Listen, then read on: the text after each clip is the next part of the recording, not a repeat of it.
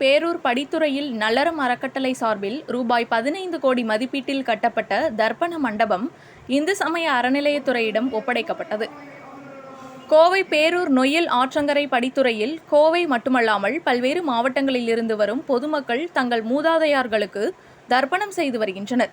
இந்நிலையில் மழைக்காலங்களில் நொய்யல் ஆற்றில் வெள்ளப்பெருக்கு ஏற்படும் போது படித்துறைக்கு செல்ல முடியாத சூழல் ஏற்பட்டது. மேலும் தர்ப்பணம் செய்யும் இடமும் மழைநீரால் சூழப்படுவதாக பொதுமக்கள் கடுமையாக பாதிக்கப்பட்டு வந்தனர். இந்நிலையில் கடந்த 2019 நல்லறம் அறக்கட்டளை சார்பில் பேரூர் நொய்யல் ஆற்றின் அருகே இந்து சமய அறநிலையத்துறைக்கு சொந்தமான 5.5 ஏக்கர் நிலத்தில் ரூபாய் 15 கோடி மதிப்பீட்டில் புதிய தர்ப்பண மண்டபம் கட்டும் பணிகள் நடைபெற்று வந்தது. பணிகள் நிறைவடைந்த நிலையில் இன்று புதிய தர்ப்பண மண்டபம் இந்து சமய அறநிலையத்துறையிடம் ஒப்படைக்கப்பட்டது. நல்லறம் அறக்கட்டளை தலைவர் SP அன்பரசன் மற்றும் முன்னாள் அமைச்சர் SP வேலுமணி ஆகியோர் இந்து சமய அறநிலையத்துறை துணை ஆணையர் ரமேஷ் மற்றும் உதவி ஆணையர் விமலா ஆகியோருடன் ஒப்படைத்தார். முன்னதாக தர்ப்பண மண்டபத்தில் சிறப்பு யாகம் செய்யப்பட்டது.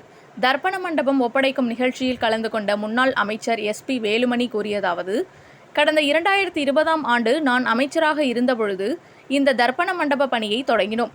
நாங்கள் ஆட்சியில் இருந்தபோது நிறைய கோவில்கள் கும்பாபிஷேகம் செய்தோம். 100 ஆண்டுகளாக இந்த இடம் பெரிய பிரச்சனையாக இருந்தது. அரசியலுக்கு அப்பாற்பட்டு நிறைய பேர் உதவியாக இருந்தனர். எத்தனையோ செய்ய முடியாத நிகழ்ச்சிகளையும் செய்து முடித்தோம். அப்போது மத்திய அரசிடம் இருந்து போதிய நிதி முழுமையாக வரவில்லை. இருந்தாலும் நாங்களாக நிதி ஒதுக்கி பணியை செய்தோம். இந்த தர்ப்பண மண்டப பணிகள் பலரின் உறுதுணையோடு முடிக்கப்பட்டது. நல்லறம் அறக்கட்டளை சார்பில் கொரோனா காலகட்டத்தில் 50,000 பேருக்கு உணவு அளித்தோம். கோவில்கள் மட்டுமின்றி பல பணிகளை செய்துள்ளோம். நான் அமைச்சராக இருந்தபோது நொய்யலுக்கு ரூபாய் 240 கோடி ஒதுக்கி பணிகள் இன்றும் நடைபெற்று வருகிறது.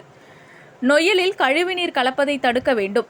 ரூபாய் 15 கோடி செலவில் இந்த மண்டப பணிகள் நடைபெற்று உள்ளது. எனவே இதனை தூய்மையாக வைத்துக் கொள்ள வேண்டும். நான் அமைச்சராக இருந்தபோது நிறைய பேருந்து நிறுத்தங்கள் கட்டி கொடுத்தோம். அதனை சுத்தம் செய்து கூட்டக்கூட செய்வதில்லை. எனவே தூய்மையாக பராமரிக்க வேண்டும். இந்த மண்டபத்தில் பொதுமக்களுக்கு சிரமமின்றி குறைந்த கட்டணத்தில் சேவைகள் செய்து தர வேண்டும் என தெரிவித்தார். கோவை மாவட்டத்தில் பிரசித்தி பெற்ற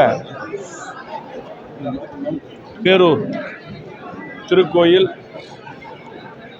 அதே போல நொய்யல் ஆற்றங்கரையில் அமைந்துள்ள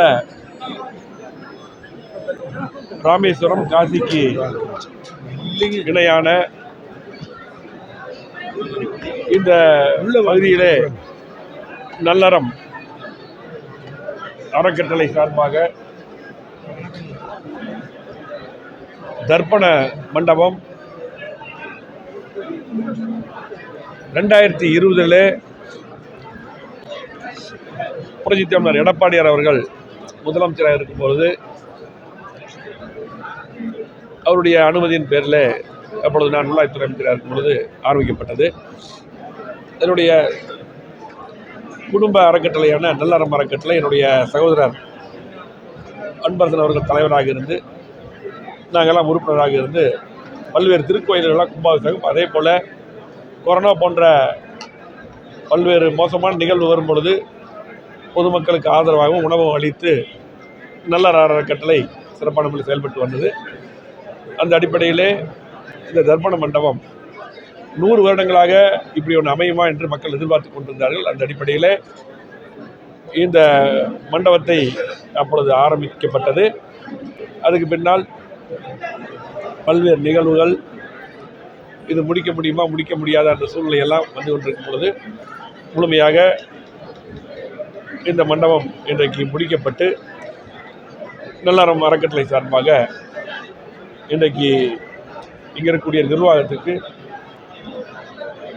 ஒப்படைக்கப்பட்டது.